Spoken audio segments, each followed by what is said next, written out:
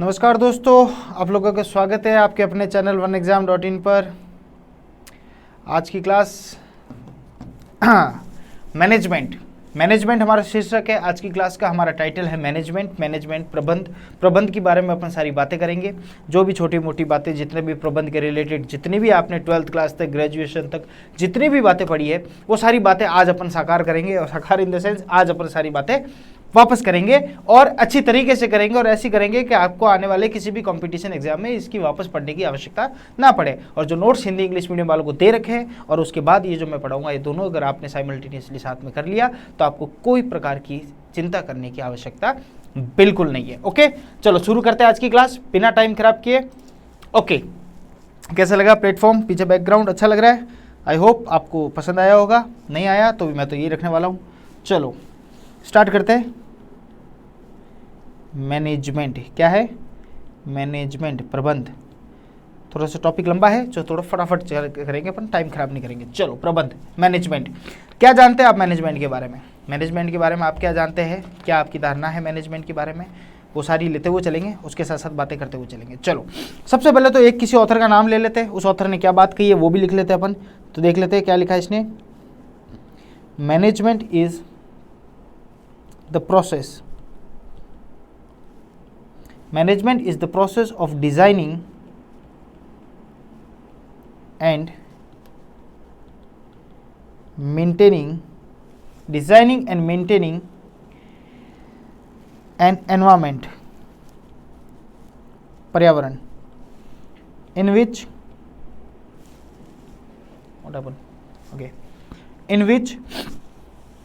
individual,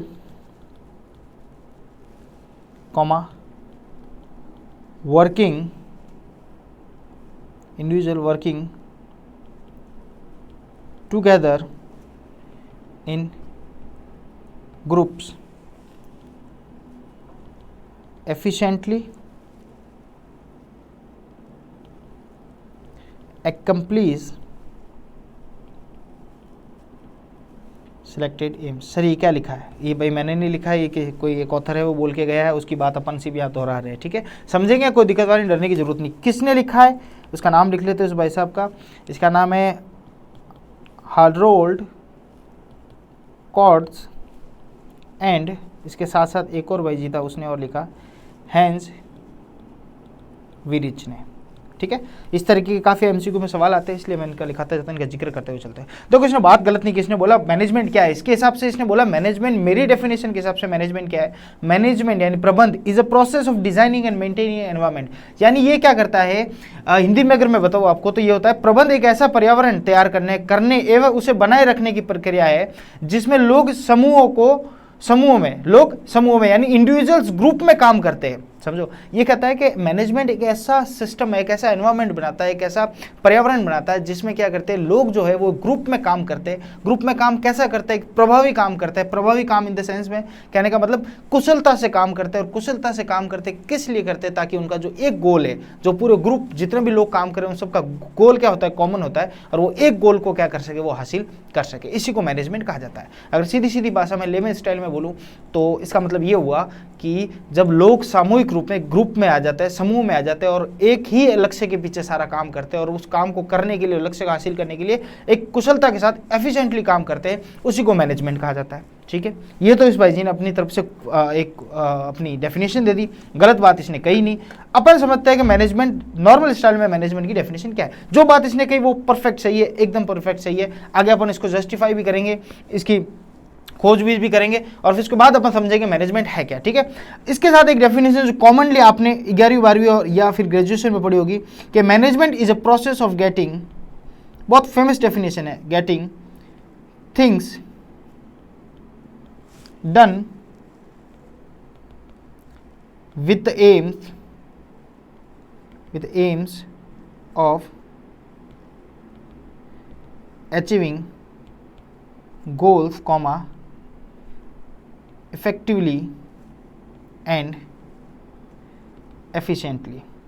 देखो ये definition मेरे हिसाब से परफेक्ट और सिंपल डेफिनेशन क्या है कि मैनेजमेंट एक ऐसा प्रोसेस है। क्या है ये प्रोसेस है। ये प्रोसेस है किस चीज़ का? ये प्रोसेस है ताकि क्या हो कि लोगों से काम करवाया जाए ताकि आपका जो गोल है उसको अचीव हो सके, और वो भी कैसा इफेक्टिवली और एफिशिएंटली वो अचीव हो सके। गोल इफेक्टिवली एफिशिएंटली मतलब प्रभावी तरीके से और दक्षता, जिसको एफिशिएंटली को क्या बोलते हैं हम? दक्षता बोलते हैं हिंदी में। दक्षता हो और एफिशिएंट यानी प्रभावी हो, यानी वो जो गोल आप जो अचीव करने जा रहे हो, जो उद्देश्य आपका जो है, उस उद्देश्य को अचीव करने के लिए आप क्या करते हो? प्रभावी तरीके से सारे ग्रुप जो लोग हैं वो लोगों को इकट्ठा करके, एक प्रोसेस है, वो लोग क्या करते हैं? सारे इकट्ठा होकर एक प्रभावी तरीके से, एक दक्षता के रूप में, एक एफिशिएंट इफेक्टिवली वो क्या करें? उस गोल को हासिल करने की कोशिश करते हैं। सिंपल सी बात जो समझाने की कोशिश कर रहा हूँ वो बात आप तक समझ में आ गई होगी। यानी ग्रुप ऑफ पर्सन, लोग इकट्ठा होते हैं और एक ही गोल के लिए पूरी ताकत से, पूरी जुनून से उस गोल को हासिल करने के लिए कोशिश करते हैं।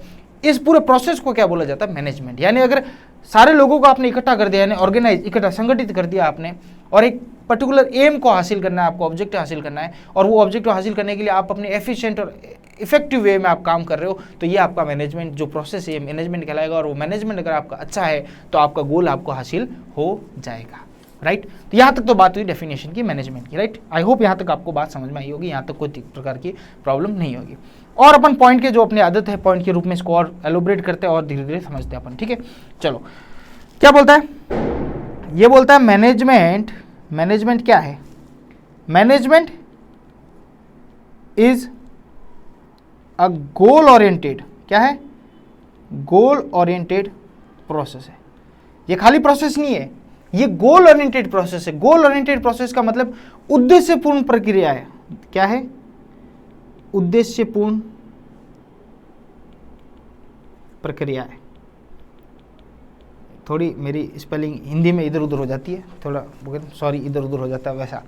The management is a goal oriented process. Management क्या है? उद्देश्यपूर्ण प्रक्रिया है। हमेशा मैनेजमेंट प्रोसेस स्टार्ट भी होगा तो उसका एक उद्देश्य होना चाहिए, बिना उद्देश्य मैनेजमेंट नहीं हो सकता। आखिर क्या हासिल करना है ये तो आपको पता ही होना चाहिए। तो मैनेजमेंट क्या है? गोल ओरिएंटेड प्रोसेस है। दूसरी बात क्या है? मैं मैनेजमेंट को ऐसे लिखूंगा, कोई दिक्कत हो तो बताइएगा मुझे। Management is all pervasive. Management क्या है? परवेसिव है। परवेसिव का मतलब हो गया सर्वव्यापी। सर्वव्यापी है मतलब कहने का मतलब क्या हुआ? सर्वव्यापी का मतलब ये हुआ कि मैनेजमेंट क्या है? मैनेजमेंट हर लेवल पे, हर व्यक्ति के लिए क्या है? मैनेजमेंट समान है और हर जगह लागू होती है। ऐसा नहीं कि सिर्फ टॉप लेवल मैनेजमेंट में ही या ऊपरी लोग ही मैनेजमेंट कर सकते हैं, नीचे बीच वाले या नीचे वाले लोग मैनेजमेंट नहीं करेंगे। मैनेजमेंट हर जगह, हर कण में, हर जगह, हर पार्ट में, एक बिजनेस, एक ऑर्गेनाइजेशन के, एक संगठन के हर पार्ट में मैनेजमेंट है। तो मैनेजमेंट परवेसिव है, सर्वव्यापी है, हर जगह मैनेजमेंट होना जरूरी है। ठीक है, तो मैनेजमेंट क्या है? गोल ओरिएंटेड है। मैनेजमेंट क्या है? सर्वव्यापी है, यानी एक परवेसिव है। मैनेजमेंट क्या है? Management is multi dimensional. क्या है? Multi dimensional. हिंदी में बोला जाए तो क्या बोले इसको? इसको बोलते हैं बहुआयामी। ठीक है, देखो थोड़ा इग्नोर करना मेरी हिंदी को। ठीक है, बहुआयामी। बहुआयामी मतलब मैनेजमेंट सिर्फ एक ही काम करने का कार्य नहीं है। मैनेजमेंट मल्टी डायमेंशनल है। मल्टी डायमेंशनल यानी उसका सिर्फ एक ही काम नहीं है, उसके बहुत सारे काम है। जैसे जैसे जैसे उसका काम है, सबसे पहले काम है, सबसे पहले तो क्या है? मैनेजमेंट खाली किसका करेगा? ऑर्गेनाइजेशन का नहीं, आपको करना है मैनेजमेंट ऑफ वर्क। काम का भी मैनेजमेंट करना है आपको। मैनेजमेंट ऑफ पीपल, लोगों का भी मैनेजमेंट करते चलना है आपको। मैनेजमेंट ऑफ ऑपरेशन, जो कार्य चल रहे हैं उन कार्यों का भी आपको करना है। यानी मैनेजमेंट ऑफ वर्क, आपको कार्य का भी मैनेजमेंट करना है, आपको लोगों का भी मैनेजमेंट करना है। साथ ही साथ आपको ऑपरेशन मतलब जो परिचालन है आपका, क्या है?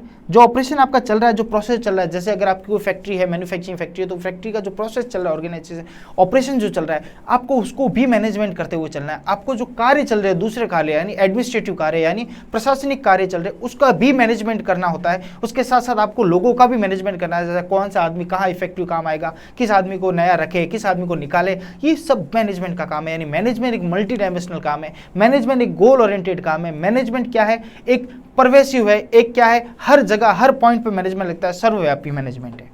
और क्या है मैनेजमेंट? और क्या मैनेजमेंट के गुण देखते हैं अपन। Management is a continuous process. Is a continuous process. क्या है मैनेजमेंट? मैनेजमेंट एक कंटिन्यूस प्रोसेस है। कंटिन्यूस प्रोसेस में जो निरंतर चलता रहे, क्या चले, निरंतर चलता है, निरंतर चलता है। यानी आपको क्या लगता है, स्टार्टिंग में आपने सुबह आया और सुबह आपने मैनेजमेंट कर लिया कि अच्छा आज का सब सिस्टम ये होगा, आज का पूरा तरीके का प्लानिंग कर लिया, आज का पूरा तरीका कि इस तरीके से चलेगा मैनेजमेंट। आपने फैक्ट्री में आप समझ लो आप सुपरवाइजर है या फिर आप टॉप लेवल मैनेजमेंट हो और आपने मैनेजर हो और आपने कह दिया भाई आज इस तरीके से काम चलना है, तो क्या शाम तक वो उसी तरीके से, यानी आपने जो शब्द बोल दिया यानी मेरे शब्द ही शासन है, क्या उस तरीके से काम चलेगा?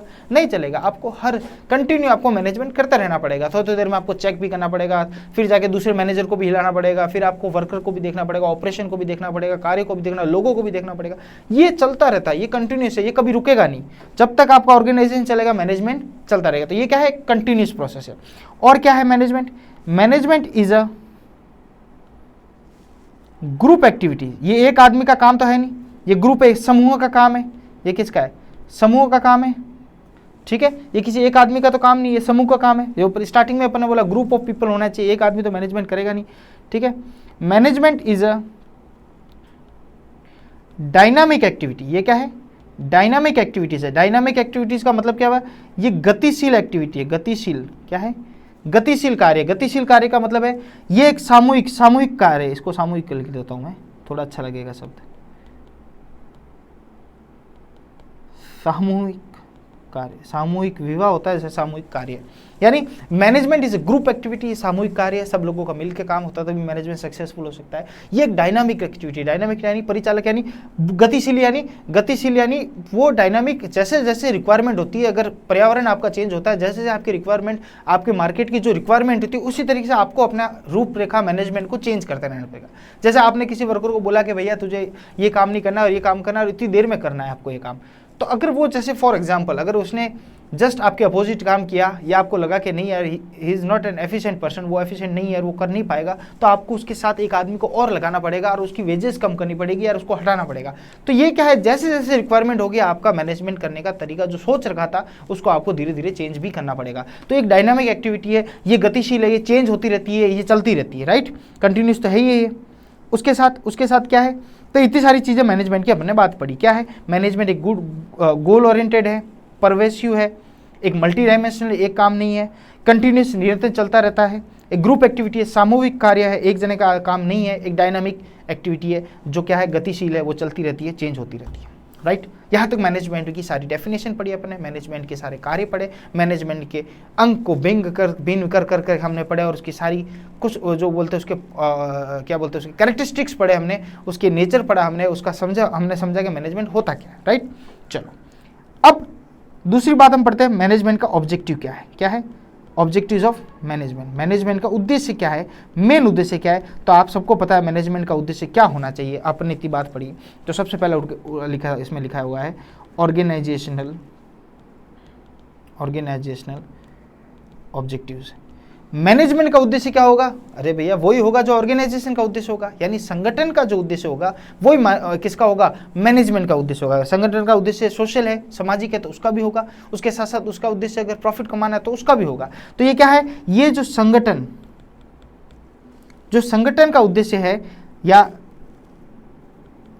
ये संगठनात्मक उद्देश्य समझ लो इसका, ठीक है, हिंदी में ये लिखा हुआ है संगठनात्मक उद्देश्य, यानी जो ऑर्गेनाइजेशन का उद्देश्य है वो ही क्या होगा? मैनेजमेंट का उद्देश्य होगा। क्या क्या हो सकता है ऑर्गेनाइजेशन उद्देश्य? क्या ऑर्गेनाइजेशन का उद्देश्य? पहली बात तो ये समझो, कॉमन सेंस में समझना इन चीज़ों को। क्या ऑर्गेनाइजेशन का उद्देश्य एक हो सकता है? नहीं सर, ऑर्गेनाइजेशन का उद्देश्य बहुत सारे होते हैं, यानी उसको सर्वाइव भी करना है, खुद को बचा के भी रखना है, प्रॉफिट भी कमाना है उसको। ऐसी बात नहीं है खाली बचा के रखना है कि जीवन तो काटना थोड़ा है, जीवन जीना है उसको, तो उसको प्रॉफिट भी कमाना है। उसके साथ साथ अपने जिस स्तर पर मैनेजमेंट को, ऑर्गेनाइजेशन को, उसको ग्रोथ भी करना है। यानी 3 कार्य आपके सामने निकल के आते हैं। एक तो होता है सर्वाइवल, दूसरा होता है प्रॉफिट, आपको प्रॉफिट भी चाहिए, और तीसरा क्या है आपके सामने? वो है ग्रोथ। क्या है? ग्रोथ, यानी लाभ भी चाहिए आपको, सर्वाइवल यानी आपको जीवित भी रहना है, राइट, और उसके साथ साथ ग्रोथ यानी आपको क्या करना है? बढ़ोतरी भी करनी है। यानी 3 चीज आपके ऑर्गेनाइजेशन के ऑब्जेक्टिव, और ये तीनों के तीनों किसके ऑब्जेक्टिव होंगे? ये मैनेजमेंट के ऑब्जेक्टिव होंगे। यानी जो ऑर्गेनाइजेशन के ऑब्जेक्टिव होंगे वही मैनेजमेंट के ऑब्जेक्टिव भी होंगे। दूसरी बात अपन लेके चलते हैं। दूसरी क्या बात है? कुछ सोशल ऑब्जेक्टिव भी होते हैं। सोशल ऑब्जेक्टिव सामाजिक, ये जी इधर आएगा नहीं, ऐसा सामाजिक, ये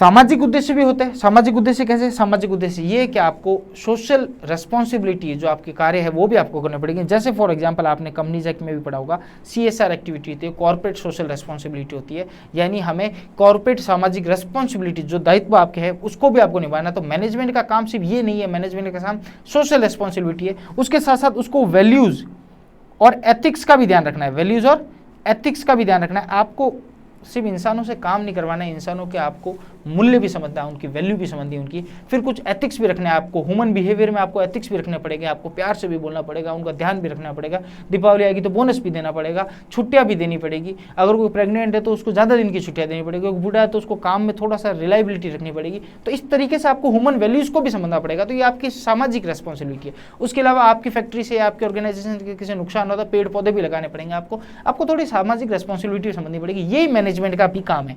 यानी इन ऑर्गेनाइजेशन के अंदर भी सामाजिक गतिविधियों में मैनेजमेंट को सही ढंग से चलना पड़ेगा और ऑर्गेनाइजेशन के बाहर भी, राइट। तीसरा ऑब्जेक्टिव क्या है मैनेजमेंट का? तीसरा ऑब्जेक्टिव क्या है? वो है पर्सनल ऑब्जेक्टिव भी तो होगा भैया, लोगों की सोचेगा तो खुद कहाँ जाएगा। तो कुछ उसके पर्सनल ऑब्जेक्टिव होते हैं, कुछ उसके निजी ऑब्जेक्टिव होते हैं, कुछ मैनेजमेंट की नीड्स होती है, उसकी भी कुछ ज़रूरत होती है मैनेजमेंट के, जो मैनेजमेंट कर रहा है या ऑर्गेनाइजेशन कर रही है तो उसकी पर्सनल नीड्स भी होती है। तो वो पर्सनल ऑब्जेक्टिव जो खुद की व्यक्तिगत जो उसका उद्देश्य है उसको भी वो क्या करेगा? हासिल करते हुए चलेगा। तो उद्देश्य में हमने पढ़े, 3 उद्देश्य पढ़े मैनेजमेंट के। पहला है ऑर्गेनाइजेशनल, जो मेन तो यही है कि जो ऑर्गेनाइजेशन का है ये सबसे इंपॉर्टेंट है। जो ऑर्गेनाइजेशन का ऑब्जेक्टिव वही मैनेजमेंट का ऑब्जेक्टिव। अब ऑर्गेनाइजेशन का ऑब्जेक्टिव 3 पढ़े हमने, सर्वाइवल भी करना है, प्रॉफिट भी करना है, ग्रोथ भी करना है। और ऑर्गेनाइजेशन का एक ऑब्जेक्टिव ये भी होता है, कौन सा? सामाजिक सोशल ऑब्जेक्टिव, वही मैनेजमेंट का हो गया। और ऑर्गेनाइजेशन का पर्सनल ऑब्जेक्टिव भी होता है और वही मैनेजमेंट का ऑब्जेक्टिव भी हो गया। अगर देखा जाए तो ये सारे के सारे किसके ऑब्जेक्टिव? ये ऑर्गेनाइजेशन के ऑब्जेक्टिव, और यही क्या होंगे? मैनेजमेंट के, क्योंकि मैनेजमेंट ऑर्गेनाइजेशन को चलाने के लिए ही है, राइट। तो अगर आपसे कोई पूछे ऑब्जेक्टिव ऑफ मैनेजमेंट क्या है, तो ऑर्गेनाइजेशनल, सोशल और पर्सनल ऑब्जेक्टिव, राइट। यहां तक तो बात हुई किसकी? यहां तक बात हुई ऑब्जेक्टिव्स की। अब बात करते हैं अपन नेचर की। किसकी बात करते हैं? Nature of management. मैनेजमेंट का नेचर कैसा है देखते हैं इसको, इसकी प्रकृति क्या है, इसका सिस्टम क्या है वो देखते हैं। तो सबसे पहले एक क्वेश्चन आता है कि whether management is an art और साइंस। आपने 12th में भी पढ़ा होगा, ग्रेजुएशन में पढ़ा होगा, कई जगह पे इसके सवाल भी आएंगे। और बोथ एक सवाल उठता था हमेशा ही कि मैनेजमेंट क्या है? क्या ये आर्ट्स है? क्या एक कला है? मैनेजमेंट करना क्या एक कला का भाग है या एक विज्ञान है? ये क्या है? या एक कला है या किसी की एक क्रिएटिविटी का खेल है मैनेजमेंट, या एक विज्ञान है? विज्ञान यानी कोई हैंड्स प्रूफ वाली चीज़ें होगी, यानी कुछ थ्योरी होगी, कुछ आपको क्या बोलते हैं, कॉज एंड इफेक्ट होंगे। तो मैनेजमेंट क्या है? क्या वो कला वाली चीज़ है या वो विज्ञान वाली चीज़ है, या ये दोनों का ही मिश्रण है? तो इसका आंसर भी समझते हैं। पहले समझते हैं मैनेजमेंट को आर्ट्स के ढांचे में फिट करके, फिर हम समझते हैं साइंस के, फिर हम समझ जाएंगे कि ये क्या है। सबसे पहले बात करते हैं अपन आर्ट्स की। तो मैनेजमेंट पहले अपन सोचते हैं मैनेजमेंट क्या है? Management as an arts, as an art, यानी बात करें कला। अगर मैनेजमेंट को आर्ट समझे, मैनेजमेंट को कला समझे तो क्या समझते हैं? कि तो क्या समझ में आपकी बात आती है, राइट। मैनेजमेंट को अगर आर्ट समझते, कला समझे तो क्या समझ आती है? तो इसको जस्टिफाई करने के लिए क्या क्या जो कला में जो चीज़ें होती है वो एक मैनेजमेंट में होती कि नहीं होती, उसके पॉइंट वाइज पॉइंट अपन देखते चलते हैं। सबसे पहली बात आती है एग्जिस्टेंस ऑफ थियोरेटिकल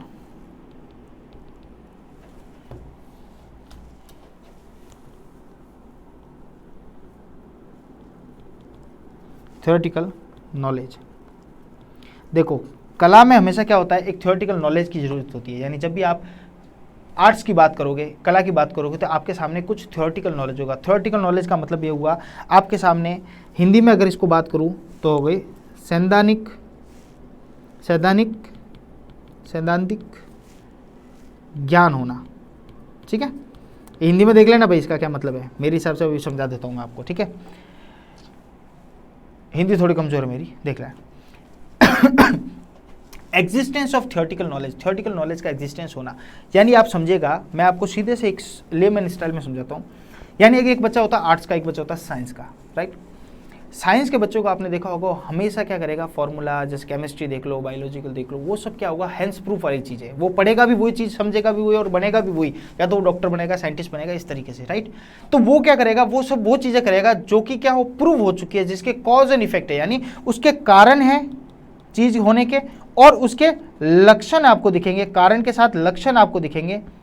ये फिर लक्षण में आ गया, लक्षण ऐसे है, देख लेना, ठीक है, लक्षण है।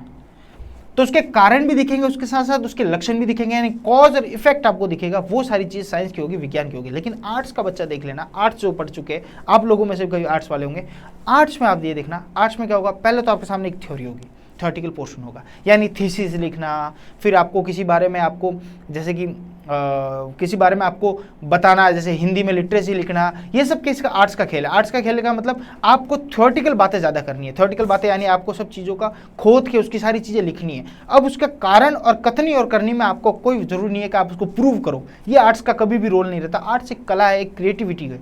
क्रिएटिविटी यानी सोचने की क्रिएटिविटी आदमी की कितनी भी हो सकती है, तो वो सोच बताता है, वो भाव बताता है। तो देखते हैं अपने मैनेजमेंट क्या एक भाव का रूप है। तो उसी तरीके से बात करता है, मैनेजमेंट भी थ्योरेटिकल पार्ट पे बेसिस होता है, यानी मैनेजमेंट के आगे भी किताबें लिखी हुई है, मैनेजमेंट भी थ्योरेटिकल बातें करता है। मैनेजमेंट भी ये बातें करता है कि पहले ऐसे हो रखा था, दैट मीन्स अब ये हो रहा है, यानी वो कुछ ना कुछ थ्योरेटिकल बातें करेगा कि आप मैनेजमेंट इस तरीके से कर सकते हो। तो ये किसके ऊपर बेस है, ये थ्योरेटिकल नॉलेज के ऊपर बेस है। मैनेजमेंट भी थ्योरेटिकल नॉलेज के ऊपर बेस है, राइट। तो ये एक आर्ट से मिलता जुलता इसका काम हो गया।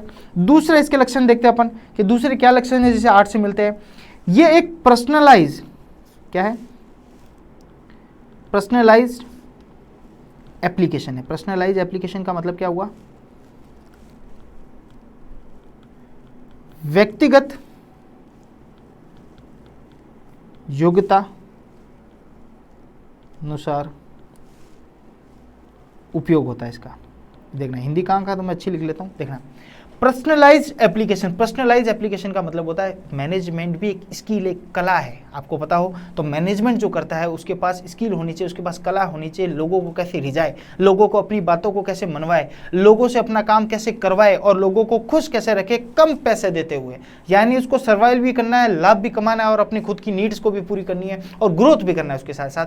तो ये एक पर्सनलाइज एप्लीकेशन है। यानी गुड मैनेजर, जो अच्छा मैनेजर होगा उसका देखना आप एटीट्यूड भी अलग होगा, उसकी पर्सनैलिटी भी अलग होगी। यानी ये पर्सनलाइज एप्लीकेशन है, यानी आदमी अपने व्यक्तिगत रूप से ही क्या करता है, इस मैनेजमेंट को करने की स्किल और कला और अच्छी हो सकती है। तो देखना ये भी आर्ट्स से कहीं ना कहीं मेल खा रहा है और ये भी एक आर्ट्स का ही पॉइंट है, एक आर्ट्स का ही क्या है, मिलता जुलता पॉइंट है। तो हम कह सकते हैं कि मैनेजमेंट क्या है, आर्ट्स का एक प्रारूप है, आर्ट्स भी है मैनेजमेंट, राइट। यानी मैनेजमेंट आर्ट्स है, अभी तक जो हम पढ़ रहे हैं तो एक कला है, एक आर्ट्स है, एक कला के जो एक आर्ट्स के अंदर जो एक कला के अंदर जो जो चीजें खूबियां होनी चाहिए वो सब मैनेजमेंट में भी रिक्वायरमेंट है। तो मैनेजमेंट इज एन आर्ट्स, पहली बात तो ये समझ में अपन को आ गई, राइट।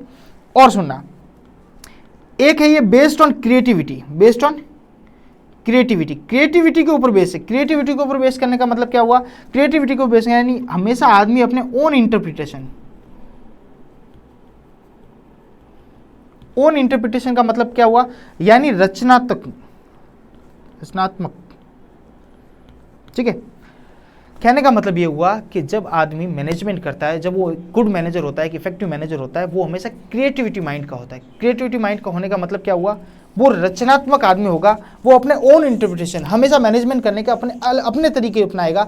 अपने तरीके अपनाने का मतलब हुआ मैनेजमेंट करने की उसकी स्किल, उसकी कला हमेशा क्या होगी, अपनी तरीके से, अपने स्टाइल से करेगा। तो ये भी एक आर्ट्स का फंडा है और ये भी एक आर्ट्स का मिलता जुलता उसका क्या है, कैरेक्टरिस्टिक है, मिलता जुलता उसका रूप है, मिलता जुलता उसके गुण है।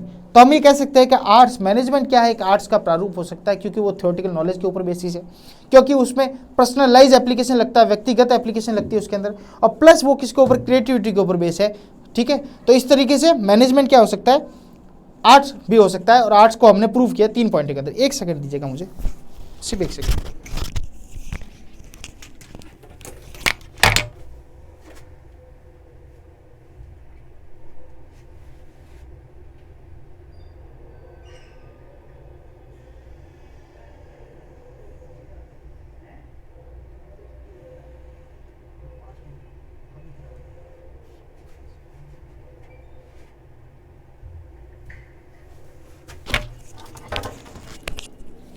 जी हाँ, ठीक है। तो हमने यहाँ तक प्रूफ किया कि मैनेजमेंट क्या है, management as an arts, management क्या है, एक आर्ट है, एक कला है, कला के रूप में हमने अपने एविडेंस रखे कि क्यों हम उसको आर्ट मान रहे हैं, कि 3 पॉइंट है जिसमें मिलजुल इनका क्या है, गुण मिलते हैं, जैसे कि थ्योरेटिकल नॉलेज है, वो पर्सनलाइज एप्लीकेशन है, और क्रिएटिविटी भी इसके अंदर इंक्लूड होती है। ठीक है, चलो आज की क्लास को हम यहीं पे रुकते हैं। कितने मिनट हो गए अपने? 24 मिनट 25 मिनट की होगी, राइट। अब ये जो मैनेजमेंट का दौर चलेगा, ये जो मेरा टाइटल है, ये पर्टिकुलर मैनेजमेंट टाइटल है, ये करीबन 5 से 6 क्लासेस के अंदर चलेगा, जिसमें मैनेजमेंट का दूसरा पार्ट भी आएगा बेसिक के अंदर। उसके साथ साथ ये एक साथ ही चलेगा जिसमें हम मैनेजमेंट के क्या बोलते हैं इसको, फंक्शंस को भी पढ़ेंगे, जिसमें प्लानिंग है, डायरेक्टिंग है, कंट्रोलिंग है, स्टाफिंग है, राइट। ये सारी चीजें भी पढ़ते चलेंगे। तो एक कंटिन्यूस सीरीज में इसको चलाते हुए चलेंगे अपन, और इसी के साथ 5-6 पार्ट्स के अंदर मैनेजमेंट को पूरा, तो मैनेजमेंट को एक ही टॉपिक के अंदर 5-6 पार्ट में उसको पूरा कराओ, छोटे छोटे वीडियो बनाएंगे ताकि आप ज्यादा बोर ना हो। ठीक है, बहुत बहुत धन्यवाद। आज की क्लास यहीं रुकते हैं, नेक्स्ट पार्ट में मिलते हैं। Management as an art, science, विज्ञान कैसे है उसको हम साबित करते हुए नेक्स्ट क्लास में आपके साथ बात करेंगे। ठीक है, बहुत बहुत धन्यवाद।